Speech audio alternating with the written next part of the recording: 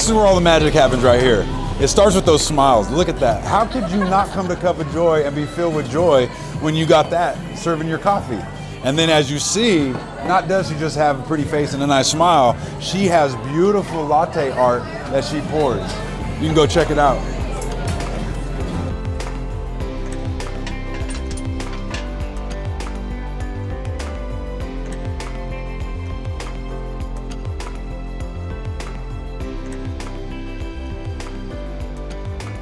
The inspiration of the throne, it really came on a mission trip. I was sitting in England on a mission trip. I was reading the word. I came across Romans 8:1. It said, therefore, there's no condemnation for those of us in Christ Jesus. Again, not being a Christian, not living the way that God has told me to live. A lot of condemnation on my life. I'm sitting there reading this, there's no condemnation. I'm drinking this cappuccino like, man, this is the best cappuccino I ever had. I was filled up with joy from that. This is a cup of joy. As I said that, I looked around this coffee shop. I just felt the Spirit of God saying, go back to your hometown, open up a coffee shop, and to share the love of God.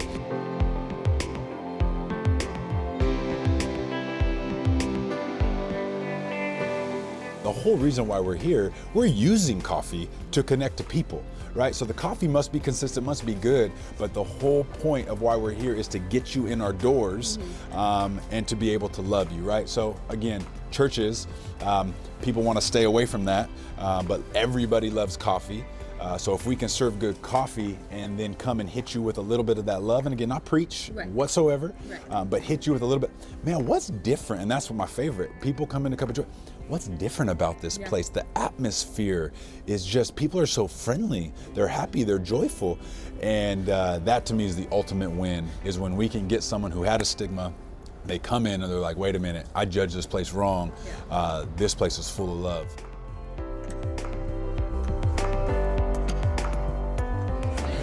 So yeah, that's the timeline of the helmets. That's a junior high, high school.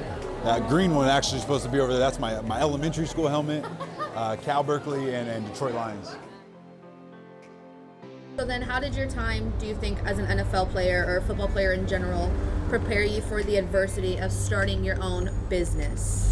It's blessed me and cursed me, I would say. There you go. One, it gave me a work ethic. It gave me a mentality, right? Most business owners weren't getting up for the first 15 years of their life at 5:30 a.m. and doing drills and running with trash cans out at the stations because you're gonna throw up, and pushing yourself to where you never thought you could push yourself, right? So that, and then also the leadership, right? To be able to lead a team and to not, you can't win a game if it's just you putting in the work.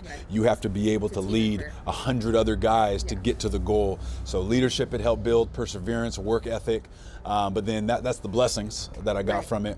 But then also the curse is, again, football bred anger, right? I was better at my job with anger. I was better at my job with intensity. A linebacker, rough around the edges.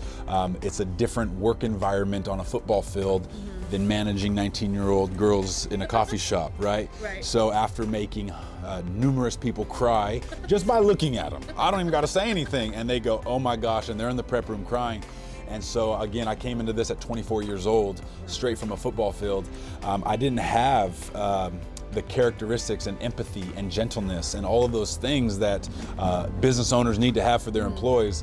It's been a learning, it's been a sanctification over 10 years of learning how to possess that, getting married to a princess of a wife that has taught me empathy, that has taught me gentleness. And even today, I'm still growing. Like my role now is to embrace the CEO role, which I never wanted. I did not want to be a CEO, but I got to sit in that CEO role. I don't know how to be a CEO, so that means I got to start reading CEO books and leadership books. The dummies book. Yeah, like how do I do this, right? But I'm thankful to even be in a position to be able to have to become a CEO, where I remember the stat was 93% of small businesses fail within the first 3 years.